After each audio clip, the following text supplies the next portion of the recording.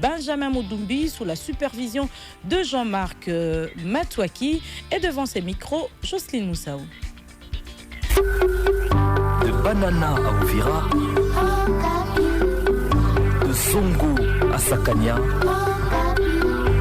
de Faradje à Dilolo,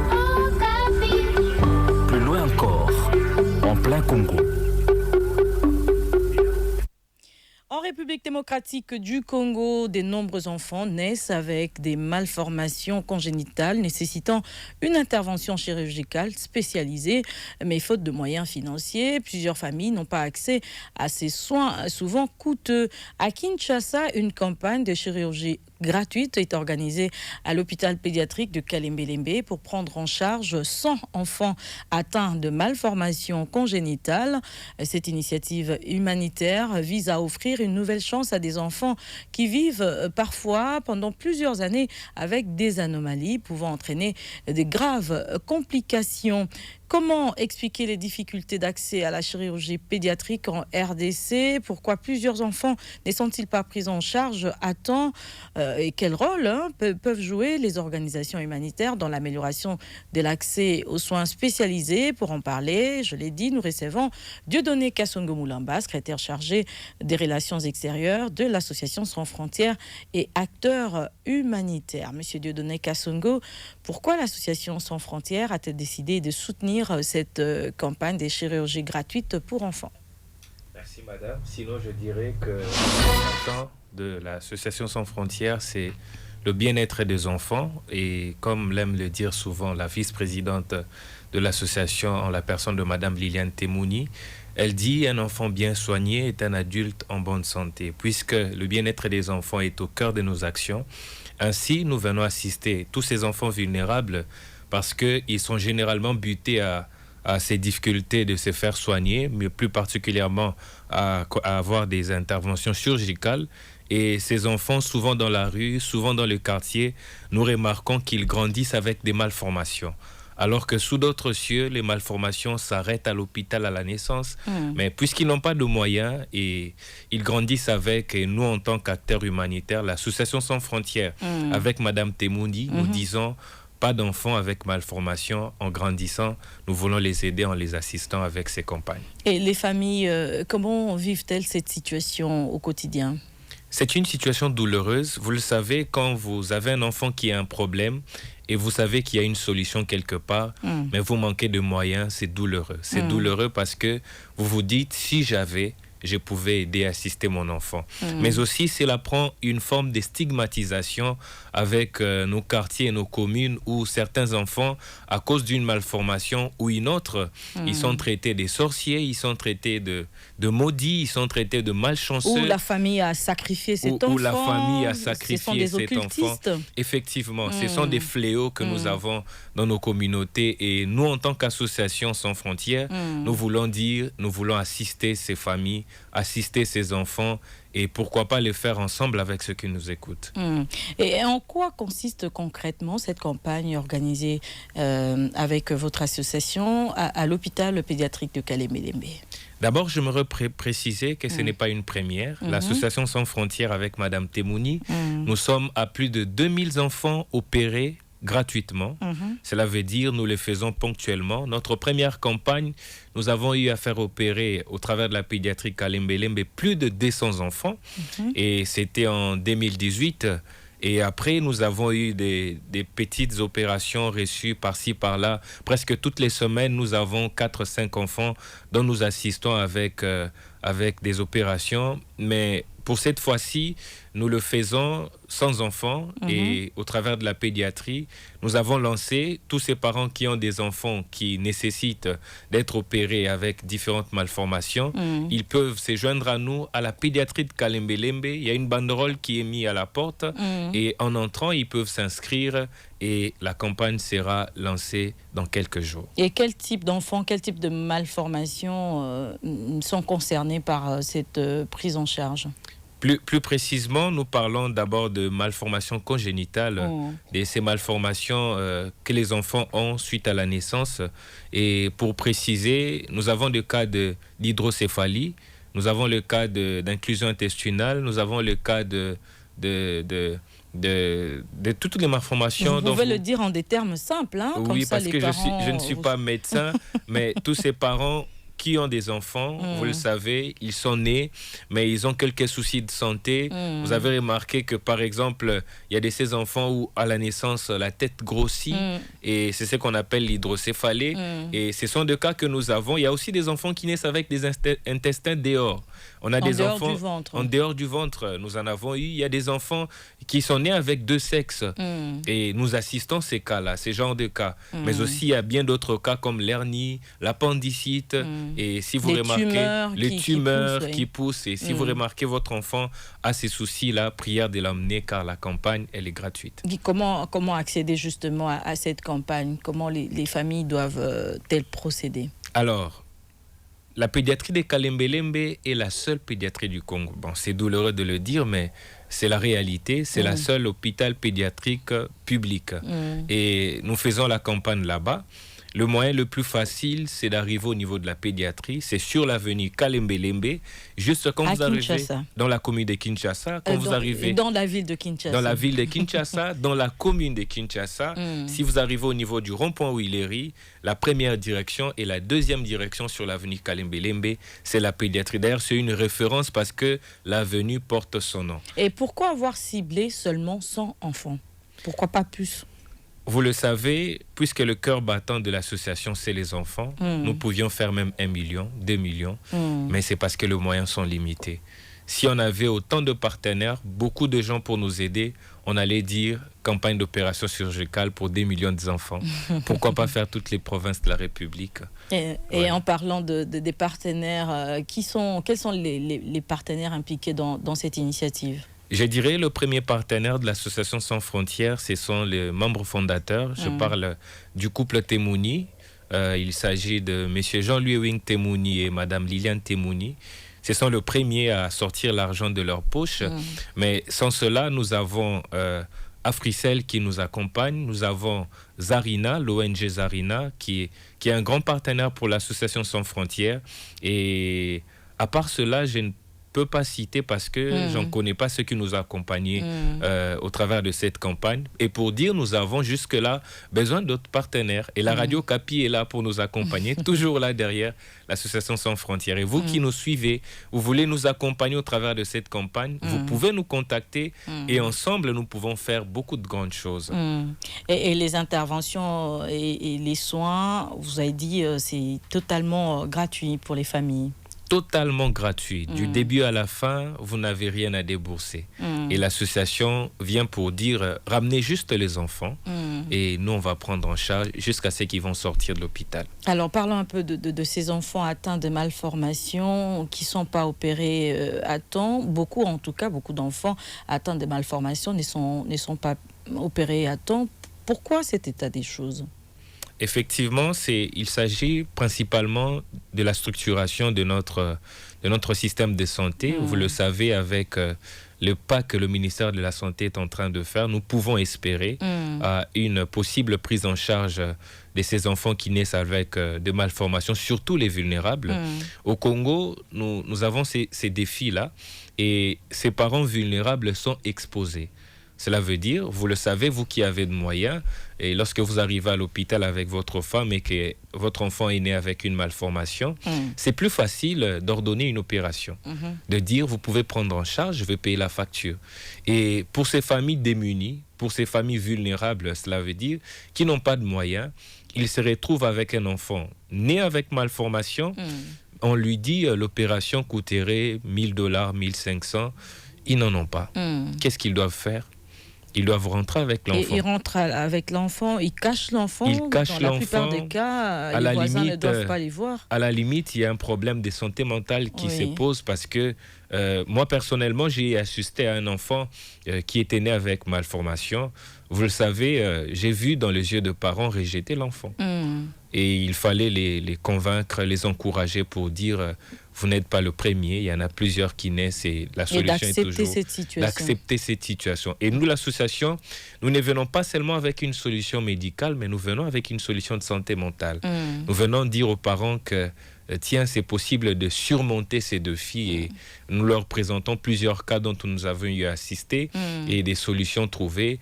Et je crois que l'État devait avoir un regard sur les organisations non gouvernementales qui s'occupent de ces familles vulnérables et de les assister, puisque c'est nous qui vivons au quotidien les défis que rencontrent ces familles démunies, surtout avec des enfants qui naissent avec malformation. Il y a le regard des autres, de la communauté sur ces familles, mais sur l'enfant lui-même. Quels sont les risques pour un enfant qui n'est pas pris en charge rapidement? D'abord, il y a un risque que la situation puisse être plus compliquée, parce que quand on grandit avec une malformation, vous le savez, quand on prend de l'âge, ça devient difficile de l'enlever. Et deuxièmement, il y a le risque d'être rejeté, puisque la malformation des yeux, ce n'est pas beau à voir. Et il y a un rejet qui, pour certaines familles, qui est interne. Vous verrez beaucoup des enfants qui sont dans la rue, certains ont été rejetés à cause de malformations. Quand ils n'ont plus de parents, la tante ne veut plus, l'oncle ne veut plus, les cousins et frères ne veulent plus. Ils disent qu'ils sont portés malheur et ces enfants se retrouvent dans la rue. C'est eux qui sont à la base de la mort de leurs parents. Ils sont sorciers.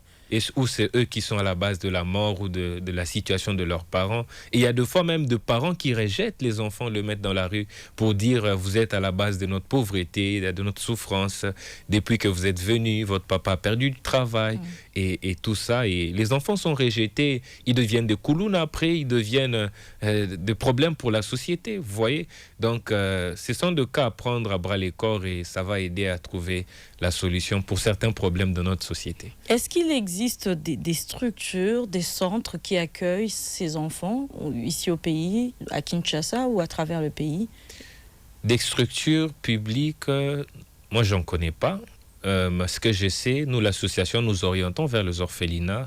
Frères, les orphelinats avec qui nous travaillons, avec qui nous collaborons et des structures publiques, j'en connais pas. Mais l'association est là. Une fois, on nous appelle pour un cas, surtout un cas de rejet. Je vais vous raconter un fait que nous avons connu. Il y a une dame à l'hôpital des sanatoriums avait donné naissance à un enfant qui avait un problème d'hydrocéphalie. Et à la naissance, la dame a fait la tension jusqu'à devenir aveugle. La tension était tellement montée qu'elle ça touchait ses nerfs optiques, elle est devenue aveugle. Sous l'émotion d'avoir donné naissance à un enfant. Sous l'émotion d'avoir donné malformation. naissance. Et avant la naissance de l'enfant, le papa de l'enfant était décédé, pas même une semaine. Et on arrive à Sana, l'enfant est né avec la malformation, l'hydrocéphalie, la tête qui gonflait. Et on arrive, c'est toute la famille qui a rejeté l'enfant. Je vous dis toute la famille, puisque la maman est devenue aveugle, l'enfant est né avec une malformation. Et son père est décédé. Son père est décédé. Et je veux vous dire, la famille a pris la maman et ils ont laissé l'enfant à l'hôpital. C'est l'hôpital de sanatorium qui nous a contactés au travers une connaissance et sachant que nous prenons en charge ce genre de cas, ils nous ont contactés pour ces cas pour dire on nous a abandonné l'enfant avec malformation, que devons-nous faire? On est arrivé, nous avons appelé l'ambulance de Kalembelembe, on a appelé les autorités communales pour leur dire c'est un cas, nous l'association nous acceptons de prendre en charge, donnez-nous l'autorisation de prendre l'enfant, de les ramener à la pédiatrie de Kalembelembe où il y aura une prise en charge adéquate. C'est un peu pour vous spécifier les genres de cas, et les genres de rejet, les genres de défis auxquels sont confrontées ces familles qui accueillent des enfants avec malformation et la perception que certaines ont de ces enfants et les rejets et ce que subissent ces enfants. C'est douloureux et nous, la CEF, avec Madame Liliane Temuningoimawa, nous venons assister non seulement les enfants mais aussi les familles. Vous assistez les familles, vous les accompagnez, mais est-ce que vous travaillez aussi dans l'accompagnement du personnel soignant pour que ces derniers sachent quand même comment, par exemple, annoncer à une femme, à une accouchée qu'elle a eu un enfant avec des malformations? Vous avez parlé de ce cas de cette dame qui, sous émotion, a fait un pic de tension, a perdu la vue. Moi, j'en connais aussi une qui est carrément décédé parce qu'on lui a présenté un enfant, pas avec une malformation, mais un mort-né qui avait changé de coloration. Mais est-ce que vous, à votre niveau, vous êtes dans l'humanitaire, est-ce que vous accompagnez aussi les structures de santé, le personnel soignant à pouvoir bien prendre en charge ces cas, ces femmes qui donnent naissance à des enfants avec des malformations? Effectivement, c'est d'ailleurs l'un de nos assignations. Nous les faisons et pour ceux qui connaissent la pédiatrie de Kalembe-Lembe, nous sommes de temps en temps à l'hôpital et nous arrivons, il y a des fois même le médecin nous contacte pour dire nous avons du mal à annoncer à la maman, est-ce que vous pouvez nous aider à le faire? Et nous avons eu une maman récemment qui a eu à donner naissance à un trisomique et ce n'était pas facile d'annoncer à la maman que l'enfant est trisomique et on va vous aider à élever l'enfant dans une prise en charge adéquate pour les trisomiques. Et l'hôpital nous a appelés parce qu'ils savent que nous avons une expérience là-dessus. Mais nous aidons aussi le médecin en les conseillant. On leur conseille parce que, vous savez, le médecin eux-mêmes, ils ont beaucoup de problèmes. Et lorsqu'ils font face à des cas comme ça leur dépasse de fois. Ils sont humains. Ils sont humains aussi, oui. Et nous, l'ACF, on dit aux médecins, allez tout doucement, n'informez pas aussi vite, laissez-le prendre l'enfant, laissez-les allaiter l'enfant pour une première, une deuxième, et par après, on va trouver une occasion où on va annoncer d'abord au papa, et les papas vont essayer de faire comprendre à la maman. Si elle ne comprend pas, et nous, on viendra avec le médecin, et on va faire comprendre à la maman que ce n'est pas une fatalité. C'est un enfant, et il y a d'autres enfants comme lui, ils vivent et ils sont épanouis. Je rappelle notre numéro de téléphone pour ceux qui souhaitent se joindre à nous et poser leurs questions, les 085 42 11 547, 085 42 11 547, ou nous laisser carrément un commentaire sur notre page Facebook au Capi Service. Le thème d'aujourd'hui, malformation congénitale chez les enfants, enjeux et impact des campagnes des chirurgies gratuites en RDC. Nous en parlons avec M. Dieudonné Kassongo Moulamba. Il est secrétaire chargé des relations extérieures de l'association Sans Frontières et également acteur humanitaire. Nous avons en ligne Achille qui nous appelle de Lubumbashi. Bonjour. Oui, bonjour Jocelyne, bonjour à tous. Bonjour, on vous écoute. Oui, merci pour la parole. Alors, je voudrais quand même féliciter monsieur l'invité pour toutes ces initiatives-là visant à prendre en charge les patients. Mais je voudrais, au-delà de la prise en charge chirurgicale, je voudrais demander à l'invité, ne faudrait-il pas également accorder, n'est-ce pas, une attention particulière aux causes, n'est-ce pas, des malformations congénitales en RDC? Cela permettra de renforcer, n'est-ce pas, la prévention et la réduction des nombres de cas à l'avenir. Parce qu'on dit souvent, prévenir coûte moins cher que guérir. Ou sinon, coûte chapeau à tout ce que vous faites. En tout cas, félicitations. Merci. Merci beaucoup, Achille, depuis Lubumbashi. Monsieur Kassongo, comment vous réagissez à cette question de Achille qui nous a appelé de Lubumbashi? Est-ce que vous pensez aux causes? Est-ce que vous remontez aux causes pour réduire le nombre de cas de ces problèmes? Effectivement, nous en pensons, mais j'aimerais mettre donner un détail plutôt là-dessus. En tant qu'organisation non gouvernementale, nous avons des assignations et celles-ci sont réduites à cause de moyens mis à notre disposition, mais aussi nous ne saurons pas tout faire. Nous avons des organisations sœurs et des ONG amis qui sont dans la prévention, dans la sensibilisation pour prévenir tous ces cas de malformation. Et nous, on est de l'autre côté pour dire, lorsqu'ils viennent, et nous assistons. Donc, cela n'entre pas dans le cadre de nos assignations, mais bel et bien sûr, nous inscrivons sur cet ordre-là avec des organismes sœurs.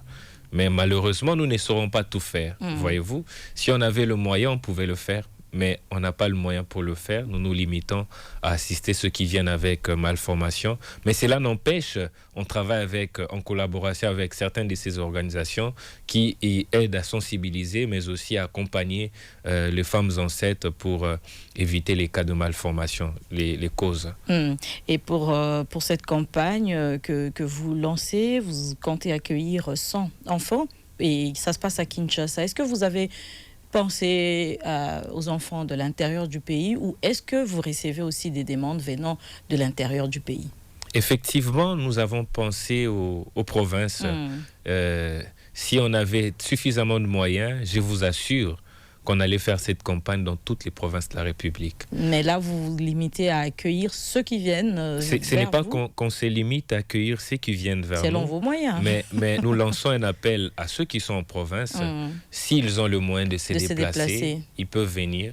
Mais nous, on ne saura pas prendre en charge le billet, le logement, les séjours. Oui. Voyez-vous? C'est ainsi que nous lançons un appel à tous ces bailleurs de fonds, mais au gouvernement congolais, d'accompagner l'Association Sans Frontières afin d'étendre ces actions, puisque ce sont des actions qui touchent à la société congolaise, surtout celle qui est vulnérable.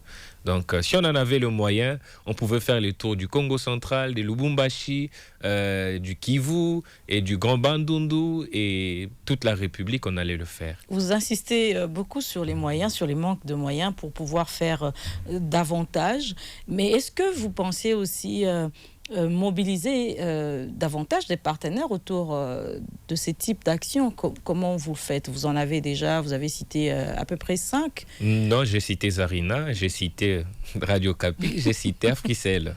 Radio Kapi qui peut soutenir que dans la sensibilisation, mais vous avez besoin de moyens financiers. Comment mobiliser davantage des partenaires autour de ces types d'actions? Effectivement, si je peux vous dire, nous le faisons, nous mobilisons les partenaires, mais je vous assure que ça suit difficilement. Moi que tu vois, je suis presque tous les jours dans le bureau des autorités, de ministres, de certains organismes qui soutiennent, mais ça ne suit pas toujours. C'est dur souvent, mais avec le peu qui ont accepté de nous accompagner, on fait avec et nous ne cessons de lancer l'appel pour dire vous avez de moyens, associez-vous à nous afin que nous puissions aider la population vulnérable. Nous les faisons déjà, nous les faisons, nous les contactons. Je ne citerai pas certains ici qu'on a déjà contactés, mais on n'a pas eu de retour. Mais s'ils me suivent, ils me connaissent, ils connaissent la CEF, ils connaissent Madame Liliane Temouni. Et ils connaissent le problème des enfants. Ils connaissent les problèmes des enfants, ils connaissent ce que nous faisons.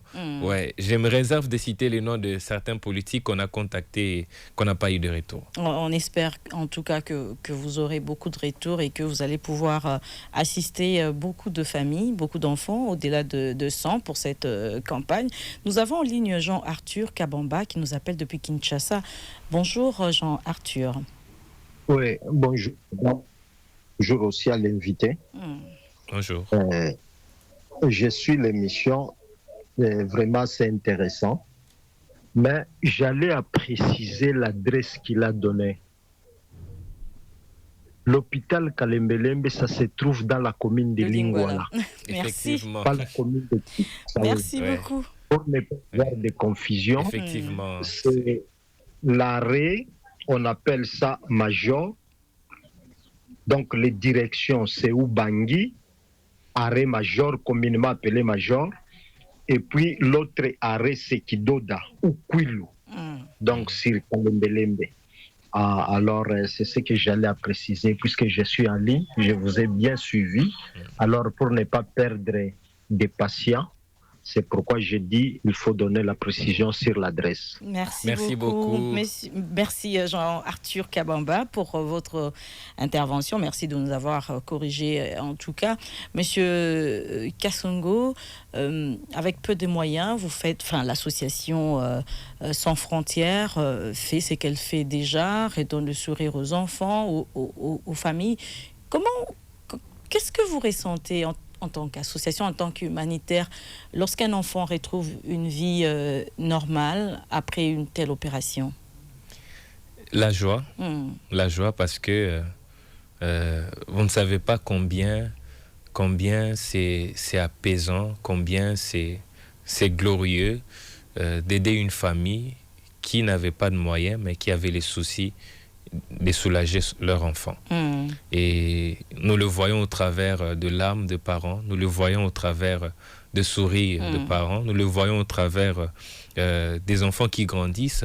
Vous le savez, avec ces expériences que nous avons eues avec Madame Liliane et l'association, il y a de ces enfants qui, nous rencontrant en grandissant, et leur maman crie vers nous pour dire Monsieur Dieudonné, maman Liliane, Asef, vous avez eu à faire opérer mon enfant, le voici, il a grandi.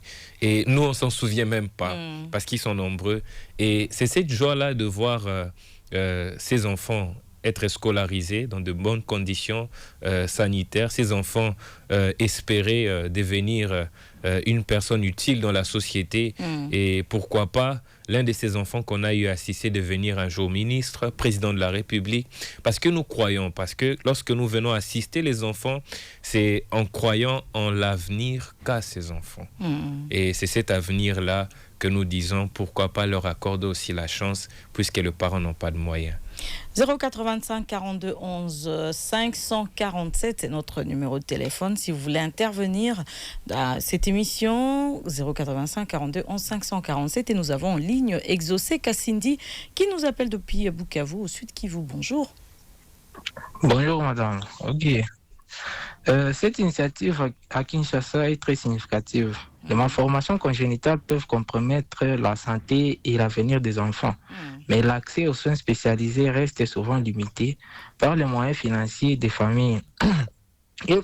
Cette campagne de chirurgie gratuite à l'hôpital pédiatrique de Kalembe permet non seulement de sauver des vies, mais aussi de redonner espoir à des parents qui n'auraient jamais pu assumer ces coûts.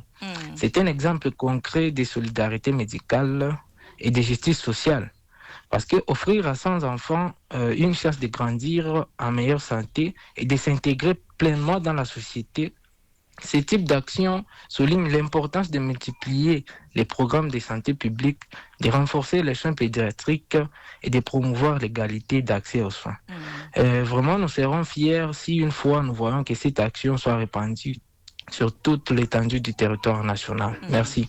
Merci beaucoup, Exaucé Kassindi depuis Bukavu, pour votre intervention. Je rappelle notre thème d'aujourd'hui, malformation congénitale chez les enfants, enjeux et impact des campagnes des chirurgies gratuites en RDC. Nous en parlons avec Dieudonné Kassongo Moulamba, secrétaire chargé des relations extérieures de l'association Sans Frontières, qui mène une campagne de chirurgie gratuite à Kinshasa. C'est déjà quand que la campagne commence? Vous avez dit que c'est à Kinshasa, à Kalembe, mais la date, quelles sont les dates à retenir? Effectivement, la campagne proprement dite commence du 15 juin au 15 juillet.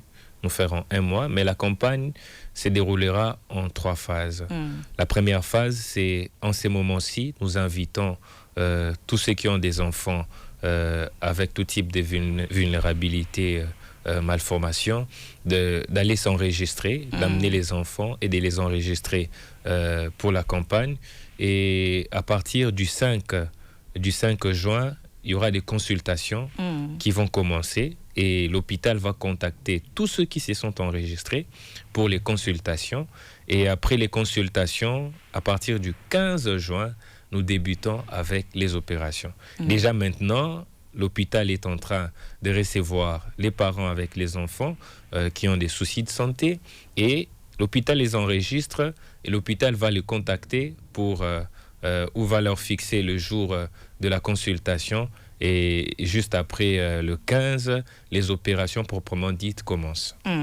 Alors, Achille, l'auditeur qui nous a contacté tantôt, parlait des causes, si on pouvait remonter aux causes. Vous n'êtes pas médecin, vous êtes humanitaire, mais dans le cadre de l'association, puisque vous avez l'habitude de recevoir des cas un peu compliqués des familles, quels signes, par expérience, quels sont les signes qui doivent pousser les parents à consulter rapidement des médecins, des spécialistes, des pédiatres après une naissance? Comment savoir que l'enfant a un problème?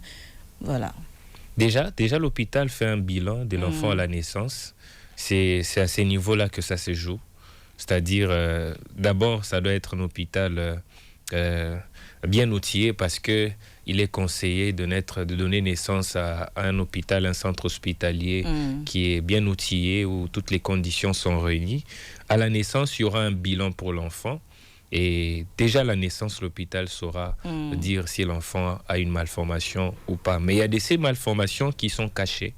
Et c'est avec le temps, la croissance de l'enfant que les parents peuvent remarquer une difficulté que l'enfant a à faire X ou Y chose. Et là, les parents vont revenir à l'hôpital pour dire au médecin, depuis qu'il est né, il ne respire pas bien le soir. Depuis qu'il est né, il ne fait pas bien le sel. Depuis qu'il est né, il pleure beaucoup la nuit. Quand on lui donne de l'eau, il fait ceci.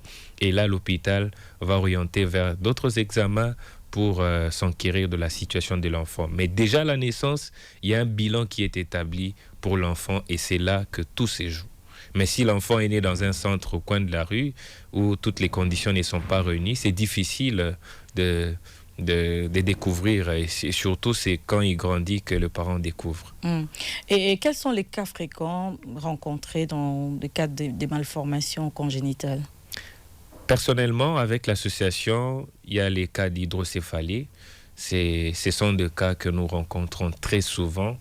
Il ne se passe pas une semaine sans rencontrer ces cas-là. Il y a aussi des cas où les enfants naissent, permettez-moi de le dire, sans anus. Ils n'ont pas d'anus et il faudrait leur trouver un moyen pour faire le sel. Généralement, ce sont des cas qui nécessitent plusieurs opérations, plusieurs examens. Et il y a des cas de deux sexes, de ces enfants qui naissent avec et le pénis et le vagin. Et il faudrait décider, et l'hôpital oriente son expertise pour trouver une solution pour ces enfants. Et il y a ces cas-là que je viens de citer qui sont fréquents. Et il y a eu 2 ans, on a eu assisté un enfant qui est né avec les intestins dehors. Ouais, donc tout son ventre était dehors. Les ventres n'étaient pas fermés. Et on a assisté. Ce sont des cas qu'on rencontre souvent. Alors, nous avons la question de César Kakoulé, qui nous écrit sur Facebook à partir de la ville de Bunia et qui aimerait savoir connaître la tranche d'âge concernée par votre campagne. Vous allez répondre après cette intervention de Jeannot Louemboue qui nous appelle depuis les Lualaba. Bonjour. Est-ce que Jeannot Louemboue, il est en ligne. Oui, vous pouvez prendre la parole. Bonjour. Oui, madame, allô, vous m'entendez? On vous entend, on vous capte 5 sur 5. Oui, madame, je vous disais bonjour et bonjour à l'invité et aussi aux auditeurs. Bonjour. Merci du choix fait sur les thèmes. Parlons de la malformation congénitale, c'est ça? Oui. Voilà. Suivant un homme public dans notre pays, il a dit un jour, parce que ses enfants sont nés différemment des autres. Oui. Voilà, il a dit, avant d'envoyer ses enfants à l'extérieur, où ils seront acceptés naturellement. Parce que dans notre milieu, quand l'on est différemment des autres, il est difficile de se faire accepter. Parmi les causes, je pense que très souvent, ces causes sont plus remarquables, c'est dans la vie des personnes pauvres, vulnérables. Parlons par exemple de l'accession des femmes dans des zones minières. Vous voyez, traquées par la vie, à la recherche du bonheur, et les hommes et les femmes sont obligés de pénétrer des zones minières où il y a des substances qui nuisent à la santé et à la vie humaine, en l'occurrence à celle des enfants. L'ignorance, poussée par la pauvreté, comme je l'ai dit, leur pousse à pouvoir pénétrer ces zones, comme ici là-bas, allant chercher à la recherche du bonheur, voilà, qui s'exposent à ces malheurs, et ce sont les enfants qui en payent les prix. Imaginez grandir dans un pays comme le nôtre, où la pauvreté est à plus de 90%, et vous grandissez autrement, hein. Donc vous êtes différent des autres, vous avez un handicap quelconque. Comment les gens vont vous regarder, hein? Les gens vont vous traiter de sorciers, ce que vous connaissez. Alors, que cette ONG prenne cette initiative, qui devrait normalement prendre l'État, je le répète, que cette ONG réfléchisse, prenant cette initiative, comme devrait le faire l'État, nous ne pouvons qu'encourager cela et demander à notre État de pouvoir l'accompagner pour que cette initiative ne se limite pas qu'à Kinshasa, mais qu'elle s'étende dans toute la République. Comprenez? Oui. Parce que personne ne peut accepter que son enfant naisse différemment des autres. Ça sera des dépenses financières, ça sera un problème de casse-tête. Il faudrait que le psychologue soit là pour faire comprendre à l'enfant que voilà, il y a la femme, à la famille, que c'est normal, comme venait de le dire l'invité. Mais je ne souhaiterais pas ça à une quelconque famille parce que c'est un malheur, hein, c'est pas bien. Alors qu'il y ait ces gens, ces bénévoles qui veulent redonner le sourire à ces familles-là, il faudrait que, si l'État est encore État, puisse les encourager et les accompagner. Vous voyez. Parce que mettez-vous un peu dans la peau d'une famille pauvre, démunie, où maman est obligée de servir le matin pour aller pénétrer une zone minière afin de chercher de quoi nourrir les enfants. Alors, ils n'ont pas de moyens déjà. Alors, nous avons toujours besoin de soutien de l'État. Bon, ils ont besoin d'un soutien de l'État. Et surtout, comme de vous aussi, merci d'abord de lui donner la parole. Parce que dans votre manière d'être l'église au milieu du village, vous donnez la parole à ceux qui, naturellement, n'ont pas droit, selon la société. Alors, vous avez fait votre part et que l'État fasse aussi la sienne pour que ces familles démunies, surtout celles se trouvant dans des provinces qui ne sont pas Kinshasa, puissent aussi, voilà, espérer à vivre leur vie sur Terre. Nous vous encourageons et demandons que l'État puisse vraiment mettre le moyen en place pour soigner nos frères de terre. Merci beaucoup, madame. Félicitations, vraiment. Merci beaucoup, Jeannot Louemboué, depuis le Lualaba. Monsieur Kassongo, votre réaction par rapport à l'intervention de Jeannot et à la question de César. Je vais vous donner la parole, mais là, je vais d'abord lire aussi ce commentaire de Salangueta, Charles, qui nous écrit ceci. Bonjour ma très chère radio, l'initiative est combien louable et appréciable vu notre situation financière. Nous disons merci à ces volontaires, mais ils demandent des chiffres de 100 enfants seulement, ne constituent pas une goutte d'eau dans l'océan. Est-ce que ça sera statique, ça sera dynamique? Est-ce que vous allez ajouter le nombre d'enfants bénéficiaires de cette campagne? Et le besoin se trouve sur toute l'étendue du pays. Pourquoi seulement Kinshasa? Je crois que vous avez déjà répondu à ça. La pauvreté la plus extrême est dans des recoins du pays. Merci, c'est Charles Kisimba Salangueta qui nous écrit depuis Lubumbashi. Alors, Monsieur Kassongo, on va répondre à Charles, réagir aux propos de Jeannot Louemboué et répondre à la question de César Kakoulé. Merci beaucoup. À Charles, je dirais, nous ne resterons pas statiques pour dire sans enfants. Et c'est d'ailleurs par expérience, en 2018, on avait programmé 100 enfants, mais on a fait plus de 200 enfants. Parce qu'à l'afflux de ce que nous faisons, les parents viennent. Les parents viennent avec les enfants. Nous nous sommes retrouvés avec beaucoup d'enfants que prévu et on n'a pas été capable de les renvoyer. Nous nous sommes dit, s'ils sont venus, c'est parce qu'ils n'ont pas de solution à donner et ils pensent qu'on peut leur donner la solution. Et on a eu à mobiliser le partenaire avec le peu que nous avions eu et on a eu à faire plus de 200 enfants opérés en 2018. Et c'est ce que nous faisons pour cette année. Nous appelons les parents de ramener les enfants. Le reste ne leur concerne pas. Alors, venez avec les enfants. Si vous êtes à 300, ramenez-le. L'association va se débrouiller, va se battre pour qu'aucun enfant ne sorte de l'hôpital avec sa malformation ou avec son problème de santé. Alors, Jeannot Louemboué a parlé de la stigmatisation de ces enfants. Et qu'est-ce que vous dites à ces parents, à ces familles qui cachent ces enfants par peur ou par honte? À Monsieur Jeannot, d'abord, je dirais, je suis d'accord et d'avis avec vous. Ce que nous faisons, on a besoin de soutien pour le faire encore mieux et de sillonner les provinces. Pour ce qui concerne la stigmatisation, nous militons et nous voulons dire à tous ces parents, à toutes ces familles qui stigmatisent les enfants nés avec malformation, de leur dire qu'ils ne sont pas responsables. Ou la communauté. Ou la communauté, bien sûr. Les enfants peuvent être acceptés dans leur propre famille, mais à l'école, dans le quartier, c'est difficile à vivre. Oui. Donc nous voulons dire à la communauté congolaise et partout ailleurs, africaine, mondiale, ces enfants ne sont pas responsables. Cela veut dire ils n'ont pas causé ces malformations. Ils sont nés avec, acceptons-le tels qu'ils sont nés et aidons-les à surmonter parce que c'est un défi.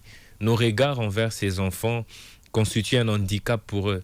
Parce que le premier handicap pour eux, ce n'est pas de voir la malformation, mais de voir comment nous, on le regarde. Le regard des autres. Voyez-vous? Alors, si nous, la société, nous le regardons de la bonne manière, ça sera un soutien pour eux de surmonter ces défis. Parce que la différence avec une malformation et une simple maladie, c'est que la maladie peut partir, mais la malformation, nous avons avec toutes les heures, toutes les minutes. Tu te réveilles et tu te rends compte qu'en dormant, tu l'avais oubliée. Mais en te réveillant, tu te rends compte qu'elle est là. Et que tu es différent des autres. Et que tu es différent des autres. Et tu as du mal à faire ce que les autres font normalement. Et voyez-vous, et surtout quand vous êtes né d'une famille vulnérable, qui n'ont pas de moyens pour vous aider à vous en débarrasser, voyez-vous, c'est encore un autre souci parce que vous allez peut-être vous dire, généralement ces enfants se disent, si j'étais né de X famille, si j'étais fils d'Y, à 7 heures je serais en Inde, à 7 heures je serais dans un bloc en train de connaître une opération pour m'en débarrasser. Et nous, l'Association Sans Frontières, nous sensibilisons plutôt contre tout type de stigmatisation. Qu'il s'agisse des enfants qui sont nés avec malformation, qu'il s'agisse des enfants qui ont des handicaps, quels que soient ces handicaps, nous sensibilisons pour dire, je vais vous faire une confidence. Récemment, nous étions dans une école de la place, une grande école, si je cite les noms, vous allez reconnaître. On est arrivé pour sensibiliser. L'aumônier de l'école nous dit, dans notre école, nous n'acceptons pas d'handicap. Carrément, il nous l'a balancé sur les yeux. D'ailleurs, il nous a dit, c'est pour une première cette année, on a accepté des albinos. J'ai dit, acteur humanitaire. Je ne vais pas exprimer mes émotions. Je suis censée me contenir. Imaginez-vous. C'est tout de même choquant. Imaginez-vous, c'est une grande école. Je ne citerai pas les noms, sinon vous serez encore choqués. Donc, vous avez beaucoup de travail, de sensibilisation. On a peiné dans le cœur. Ouais, au-delà des familles qui... Et vous savez, on était venu sensibiliser les élèves, mais on a commencé par les staffs dirigeants de l'école. Parce que c'est d'abord eux qui doivent comprendre avant de transmettre aux enfants. Parce que si on a déjà à la tête de l'école...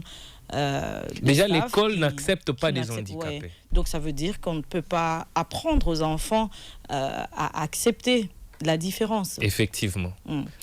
Donc, il y a un travail à faire. Nous, en tant qu'association, nous faisons ce que nous pouvons. Et vous qui nous suivez, faites les relais. Sensibiliser à votre tour dans le quartier. Si vous avez une famille qui a un enfant avec handicap ou avec malformation, regardez-le autrement. Aidez cet enfant à surmonter les défis qu'il a à l'intérieur de lui et à l'extérieur, il va le vaincre. Alors, on va répondre à... Il nous reste la préoccupation de César Kakoulé, mais on va y répondre après cette intervention de Blaise Saïdi qui nous appelle de Kisangani. Bonjour.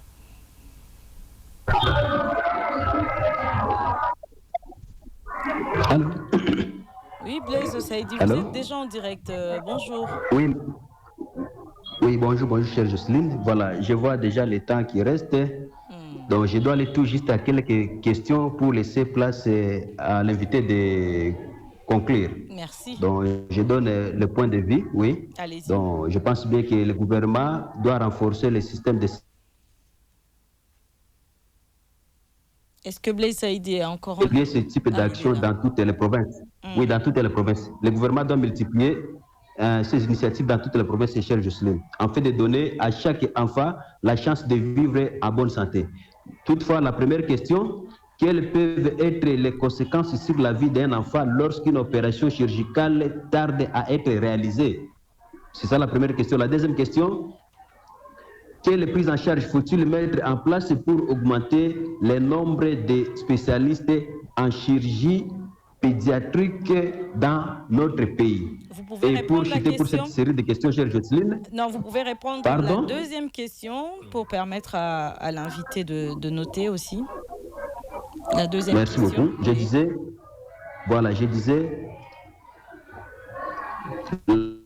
la prise en charge. C'est ça la question, hein, Oui. puisque j'ai assez de questions en tête. La prise en charge gratuite des enfants vulnérables ne devrait pas être renforcée de manière permanente en RDC. Voilà. Autre question. Quelle stratégie faut-il mettre en place pour augmenter le nombre de spécialistes en chirurgie pédiatrique dans notre pays? Je pense que c'était la question que vous m'avez demandé de reprendre. Et pour chuter pour cette série de questions, comment mettre fin aux discriminations et aux préjugés dont souffrent certains enfants vivant avec avait déjà répondu avant que j'intervienne, mais je voulais aussi qu'il insiste puisque j'ai trouvé quand même donc j'ai encore soif d'avoir la suite de sa réponse. Cher Jocelyne, merci beaucoup. Merci beaucoup Blaise Saïdi depuis Kisangani. Monsieur Kasongo, on va d'abord répondre à César Kakoulé qui voulait connaître la tranche d'âge concernée par cette campagne. Et puis vous allez bien sûr répondre à Blaise Saïdi qui vient d'intervenir. Merci madame. La tranche d'âge, nous parlons des enfants, puisque la campagne se déroule dans une pédiatrie. Donc la tranche d'âge, elle est connue, c'est des 0 à 17 ans. De 0 à 17 ans. Oui. Et oui, et vous avez beaucoup insisté sur les moyens qui manquent. Et il y a une question aussi de Blaise Saïdi qui parle de la permanence de ces genres d'activités. Est-ce que vous pensez qu'il faut que cette prise en charge, ces genres d'intervention soient permanentes? Et à votre niveau, à ASF, vous dites que vous êtes à votre énième campagne. Ça veut dire que vous comptez pérenniser ces genres d'activités? Effectivement, c'est d'ailleurs notre souci et ça fait partie de nos projets, de pérenniser, mais aussi d'étendre dans toutes les provinces. Et nous avons eu des années où, d'ailleurs, je le dirais ici avec Madame Bintou Keïta et la MONUSCO, on a eu à nous faire venir un enfant de l'Est, puisqu'on devait prendre en charge. Et les transports, les déplacements étaient sous sa charge. Et c'est avec des gens comme ça et des bailleurs de fonds de cette taille-là que nous voulons travailler pour pérenniser et étendre.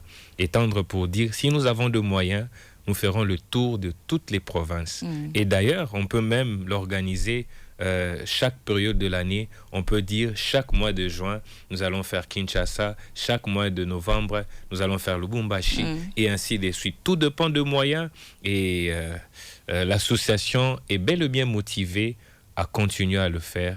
Et de le faire, surtout, c'est le cœur battant de nos actions. Alors, les conséquences, si la prise en charge tarde, je crois qu'on en a parlé, mais peut-être que Blaise Saïdi n'avait pas suivi. Vous pouvez revenir sur ça. Quelles sont les conséquences sur l'enfant? Il n'y a pas de problème. Les conséquences, d'abord, la première, c'est que plus l'enfant grandit avec la malformation, le cas devient délicat pour une assistance chirurgicale. Et c'est délicat et au niveau de médecin, mais aussi au niveau de l'enfant, psychologiquement, il a un souci au niveau de sa santé mentale qu'il faut à tout moment relever. Et si celui-ci ne se retrouve pas bien accueilli en famille et dans la société, il risque de déprimer et peut-être se retrouver dans la rue. Voyez-vous, donc ce sont là les conséquences et nous on ne souhaite pas arriver jusque-là. Je vais vous donner un exemple. Vous avez vu, le chef de l'État était allé inaugurer la maison communale de Ndjili et du coup on l'a présenté une jeune fille qui était née avec une malformation. Et j'ai suivi un commentateur en ligne qui a présenté la photo de cette jeune fille quand elle était enfant, avec la même malformation. Et qu'est-ce qui s'est passé? Ils ont cherché qui le soutenir, qui les aider. Ils n'ont pas trouvé. Cette jeune fille a grandi avec la malformation. Espérons que le chef va prendre en charge comme promis. Mais je vous dirais que le cas est devenu plus délicat. Donc, en grandissant avec la malformation, le cas devient plus délicat parce que les organes vitaux grandissent avec la malformation. Et par rapport à la discrimination, on aimerait que vous insistiez là-dessus. La stigmatisation de ces enfants, le rejet de la société. Et encore un petit mot, on tend vers la fin de l'émission. Par rapport au rejet, par rapport à la stigmatisation, à l'association, nous avons un slogan, une philosophie qui conduit nos actions. Nous disons un enfant, d'ailleurs c'est maman Liliane Temouni qui le dit, un enfant bien soigné est un adulte en bonne santé. Vous savez, les regards que nous avons sur ces enfants qui ont des malformations et des soucis de santé définissent l'avenir de ces enfants. Et ils ne sont pas responsables de cette malformation ou de cet handicap. Et nous, la société, nous devons les accompagner parce que le combat est d'abord pour eux à l'intérieur d'eux-mêmes. Ils doivent s'accepter, ils doivent surmonter ces défis. Mais quand déjà à l'intérieur, ils ont du mal, eux-mêmes, ils ont besoin de notre soutien. À l'extérieur, nous, on vient le piétiner. Donc, nous sommes en train d'enterrer l'avenir de ces enfants sans le savoir. Alors que ce sont des enfants qui peuvent être utiles dans la société. Ils sont utiles dans la société. Ce sont des enfants intelligents qui ont droit à l'école, qui ont droit au travail, qui ont droit à travailler aussi, voyez-vous. Et si nous voulons le piétiner, nous disons qu'ils n'ont pas de la place, je crois qu'on est en train de très mal faire. Moi, je crois qu'ils ont de la place. Nous croyons avec la Radio Kapi qu'ils ont de la place dans la société et ils ont besoin d'être accompagnés par nos communautés afin qu'ils puissent relever ces défis qu'ils ont. Et l'intervention de l'ASF, est-ce qu'au-delà de l'opération chirurgicale, est-ce qu'il y a un accompagnement des familles après l'opération? Est-ce que vous accompagnez aussi les familles? Nous accompagnons les familles, mais nous jugeons au cas par cas. Cela veut dire, après l'opération, d'abord l'hôpital accompagne les familles, puisque après l'opération, ces enfants ou les parents ont des rendez-vous à l'hôpital pour un probable suivi. On va suivre l'enfant jusqu'à la guérison, mais aussi l'association, nous gardons le contact avec les enfants qui sont opérés et si une famille ou une autre a besoin d'un soutien particulier, nous apportons cela parce que nous savons que si les parents n'ont pas de moyens, les enfants ne seront pas bien accompagnés. Monsieur Dieudonné Kassongo Moulamba, merci d'avoir répondu à nos questions, chers auditeurs. C'est à moi merci de vous remercier. De nous avoir suivis et merci pour vos questions, vos interventions dans cette émission. On se retrouve après le bulletin d'information.